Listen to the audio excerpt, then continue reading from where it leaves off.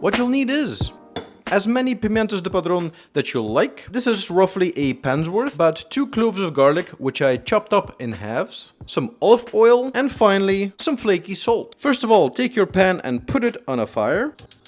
Add some olive oil and let it get hot. Once the oil starts getting hot, add in your garlic and fry it for roughly 30 seconds to just flavor the oil and the pan.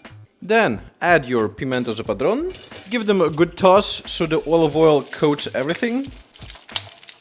I forgot to mention before, but make sure that you wash your peppers first. Fry them on a medium heat for roughly 2 to 3 minutes until they start blistering up. And make sure to stir your peppers so they blister evenly. As you can see, the peppers are starting to blister up nicely. Now just continue cooking them and stirring them up until they're all nice and soft. So the peppers are starting to get a little bit softer. Now it's time to turn off the fire and plate it up. Take some flaky salt and sprinkle it on top. And there you go.